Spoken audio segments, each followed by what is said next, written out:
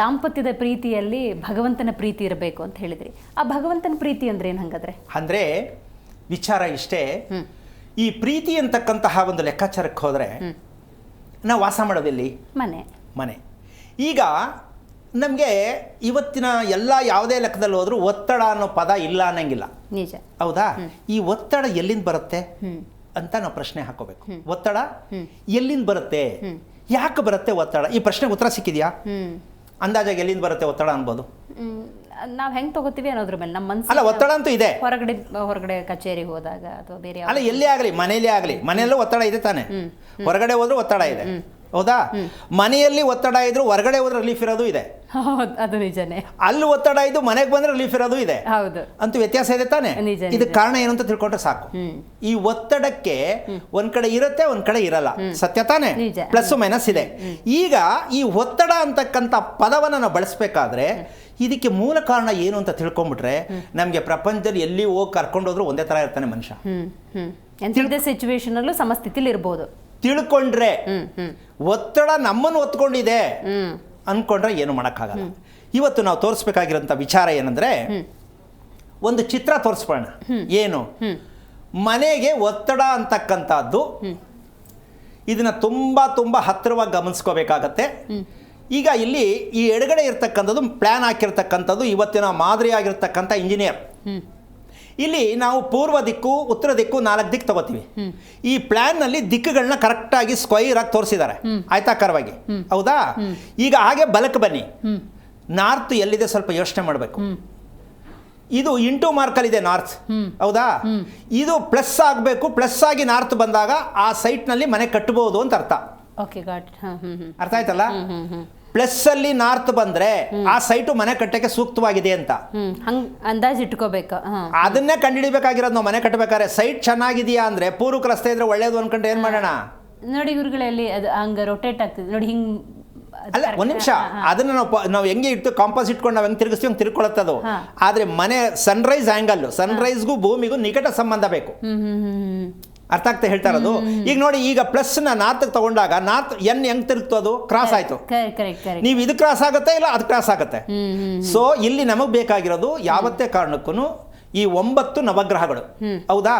ಈ ನವಗ್ರಹ ಪೂಜೆನೆ ನಾವು ಮನೆ ಮಾಡಿಸೋದು. ಈಗ ಇಲ್ಲಿ 9 ಗ್ರಹಗಳಿಲ್ಲ. ಎಲ್ಲಿದೆ ಈಗ ಆ ಮೂಲೆ ನೋಡಿ, ಫಸ್ಟ್ ಓಪನ್ ಆಗಿ ಹಾಲ್ ಕಾಣ್ತಾ ಇದೆ. ಹೌದಾ? ಈಗ ಏನು ಈಶಾನ್ಯಕ್ಕೆ ಉತ್ತರ ಭಾಗದ ರಸ್ತೆಗೆ ಹಾಲ್ ದೊಡ್ಡದಾಗಿಟ್ರೆ ಮನೆ ಚೆನ್ನಾಗಿರುತ್ತೆ ಅಂತ ಅಭಿಪ್ರಾಯ. ನಿಜಕ್ಕೂ ಆ ಮನೆಗೆ ಉತ್ತರ ದಿಕ್ಕಲ್ಲ ಅದು. ಈ ಮೂಲೆ ಇರ್ತಾ ಇದೆಯಲ್ಲ, ಕಾರ್ನರ್ ಮೂಲೆ, ಅಲ್ಲಿಗೆ ಬರುತ್ತೆ ಉತ್ತರ. ಇದನ್ನ ಹೆಂಗ್ ಹೇಳ್ತೀವಿ ಅಂದ್ರೆ ನಾರ್ತ್ ವೆಸ್ಟ್ ಕಾರ್ನರ್ ಸೈಟ್ ಇದು. ಅಂದ್ರೆ ಮನೆಯಲ್ಲಿ ಆತ್ಮಹತ್ಯೆ ಮಾಡ್ಕೊಳ್ತಕ್ಕಂಥ ಮನೆ ಯಾವ್ದಪ್ಪ ಸೈಟ್ ಅಂದ್ರೆ ಇದು. ಈಗ ಪ್ಲಾನ್ ರೆಡಿ ಇದೆ, 3 ಫ್ಲೋರ್ ಮನೆ ಕಟ್ಟಾಗಿದೆ, ಎಂಗೇಜ್ಮೆಂಟ್ ಕ್ಯಾನ್ಸಲ್ ಆಯ್ತು, ಮದುವೆ ಕ್ಯಾನ್ಸಲ್ ಆಯ್ತು, ಈಗ ಮನೆಗೆ ಹೋಗಕ್ಕಾಗಲ್ಲ, ಕೆಲಸ ಪೂರ್ತಿ ಆಗಲ್ಲ, ಸಾಲ 3 ಪಟ್ಟಾಗಿದೆ. ಈಗ ಬನ್ನಿ, ಈ ಶಾಸ್ತ್ರ ಹೇಳೋರು ವಾಸ್ತು ಹೇಳೋರಿಗೆ ನಾನು ಚಾಲೆಂಜ್ ಮಾಡಿ ಕೇಳ್ತೀನಿ, ಇದಕ್ಕೆ ಉತ್ತರ ಇದೆ ಇವ್ರ ಹತ್ರ ಅಂತ. ಸೈನ್ಸಿಸ್ಟ್ ಕಡೆನೂ ಬನ್ನಿ, ಇಂಜಿನಿಯರ್ ಕಡೆನೂ ಬನ್ನಿ, ಶಾಸ್ತ್ರ ಕಡೆನೂ ಬನ್ನಿ, ಇದಕ್ಕೆ ರಿಪೇರಿ ಹೇಳ್ತೀನಿ ನೋಡೋಣ. ಈಗ ಇದ್ರ ವಿಚಾರ ಏನು ಅಂದ್ರೆ JCB ತಂದು ಬಿಲ್ಡಿಂಗ್ ಉಳಿಸ್ಬೇಕು. ಉಳಿಸಿದರೂ ಮನೆ ಕಟ್ಟಕ್ಕೆ ಸೂಕ್ತವಾದ ಜಾಗ ಅಲ್ಲ. ಈಗ ನಾವು ಸೂರ್ಯನ ಕಡೆ ಪೂರ್ವ ಅನ್ಕೊಂಡು ಪಶ್ಚಿಮ ಅನ್ಕೊಂಡು ಮನೆ ಕಟ್ತೀವಲ್ಲ, ಏನ್ ಹೇಳೋಣ? ಈ ತರ ದೇಶದಲ್ಲಿ 90% ಮನೆಗಳಿದೆ. 90% ಮನೆಗಳಿದೆ. ಇಲ್ಲಿ ಒತ್ತಡ ಬರುತ್ತೆ ಹೊರತು ಮನೆ ಕಟ್ಟುವ ಜಾಗದಲ್ಲಿ ಒತ್ತಡ ಇರುತ್ತೆ. ಇಲ್ಲ ಅಂದ್ರೆ ದೇವಸ್ಥಾನಕ್ಕೆ ಹೋದ್ರೆ ನೆಮ್ಮದಿಯಾಗಿರುತ್ತೆ ಸ್ವಾಮಿ, ಮನೆಗೆ ಬಂದ್ರೆ ಸಮಸ್ಯೆ ಸ್ವಾಮಿ ಅಂತ ಹೇಳ್ತಾರೆ ಬೇಕಾಶನ. ಹೌದು, ಮೂಲ ನೋಡಿದ್ರೆ ಇಲ್ಲಿದೆ. ಮೂಲ ನಾವು ವಾಸ ಮಾಡೋ ಮನೆಯಲ್ಲಿ ಒತ್ತಡ ಇದೆ. ಈಗ ಈ ನಿವೇಶನಕ್ಕೆ ಹೆಸರೇನು ಕೊಡಬಹುದು ಅಂದ್ರೆ, ಈ ಪ್ಲಾನ್ ಹಾಕಿರೋ ಪುಣ್ಯಾತ್ಮ ಆರ್ಕಿಟೆಕ್ಟ್ ಇಸ್ ಇಂಜಿನಿಯರ್. ಅವ್ರಿಗೆ ಫುಲ್ಲು ಲೆಫ್ಟ್ ರೈಟ್ ಏನು ಮಾಡಿಸಿದ್ದೀನಿ ಅಂದರೆ, ಮನೆ ಕೈ ಹಾಕ್ಬೇಡಿ, ಮನೆ ಹತ್ರ ಹೋಗಬೇಡಿ, ಹಂಗೆ ಸ್ಟಾಪ್ ಮಾಡಿ. ಯಾಕೆಂದ್ರೆ ಅಲ್ಲಿ ಇಸ್ಪೀಟ್ ಆಡೋರು, ಅದು ಇದು ಕುಡಿಯೋರು, ಆ ಥರ ಈ ಥರ ನಡ್ಕೊಳ್ಳೋರು, ಆ ಮನೆ ಕರೆಕ್ಟಾಗಿರುತ್ತೆ. ಅದಕ್ಕೆ ಇವ್ರು ಮನೆ ಕಟ್ಟಿದ್ದಾರೆ. ಅನೈತಿಕವಾದ ಮನೆ ಹೇಳಂಗಿಲ್ಲ, ಹೇಳಬೇಕು ಅರ್ಥ ಆಗಲಿ ಅಂತ. ಮನೆ ಅನೈತಿಕವಾಗಿ, ಯಾಕೆಂದ್ರೆ ಕೆಲವು ಮನೆಗಳಲ್ಲಿ ನೋಡಿಬೇಕಾದ್ರೆ ಮನೆ ಕಟ್ಟಕ್ಕೆ ಮುಂಚೆನೆ ಅಲ್ಲಿ ಗಲಾಟೆ ಆಗತ್ತೆ, ಮರ್ಡರ್ ಆಗತ್ತೆ, ಅನೈತಿಕವಾಗಿ ಏನು ನಡೆದೋಗ್ಬಿಡತ್ತೆ, ಪೊಲೀಸ್ ಹೋಗುತ್ತೆ, ಪ್ರವೇಶ ಮಾಡಬೇಕಾದ ಮನೆಗೆ ಪೊಲೀಸ್ ಹೋಗುತ್ತೆ, ಆದ್ರೂ ಮನೆಗೆ ಹೋಗ್ತಾರೆ ಜನ. ಅಂದ್ರೆ ಇದೆಲ್ಲವೂ ಕೂಡ ನಮ್ಮ ಮನೆಯ ದಿಕ್ಕಿನಲ್ಲಿದೆ ಅಂತ ನಮ್ಮ ಜನಕ್ಕಿನ್ನೂ ಅರ್ಥ ಆಗಿಲ್ಲ. ಆರಂಭದಲ್ಲಿ ಕೆಲವೊಂದು ಸೂಚನೆಗಳು ಬರ್ಬೋದಾ, ಗೊತ್ತಾಗದಾಗ ಕರೆಕ್ಷನ್ ಮಾಡ್ಕೊಳಕ್ ಸಾಧ್ಯತೆ ಇರ್ತವ? ಅಲ್ಲ, ಇದು ಮನೆ ಕೈ ಹಾಕ್ತಿದ್ದಂಗೆ ಸಮಸ್ಯೆ ಶುರು ಆಗತ್ತೆ.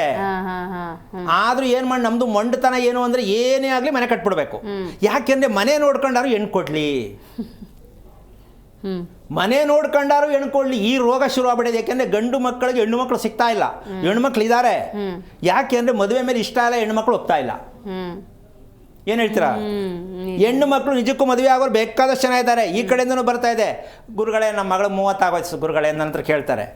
ನಾನು ಅಂತೀನಿ, ಇಲ್ಲೂ ಕೇಳ್ತಾರೆ ಅಲ್ಲೂ ಕೇಳ್ತಾರೆ, ಇವ್ರಿಗೂ ಇಲ್ಲ. ಯಾಕೆ? ಇವರಿಬ್ಬರು ಸೇರಿಸಿ ಮದುವೆ ಆಯ್ತಲ್ಲ. ಆದರೆ ಈ ಮದುವೆಯ ಸತ್ಯವನ್ನ ಶಾಸ್ತ್ರ ಹೇಳೋರ ಕೈಲಿ ಆಗಿದೆಯಾ ಬೆಂಡ್ ಮಾಡೋಕ್ಕೆ? ಆಗಲ್ಲ.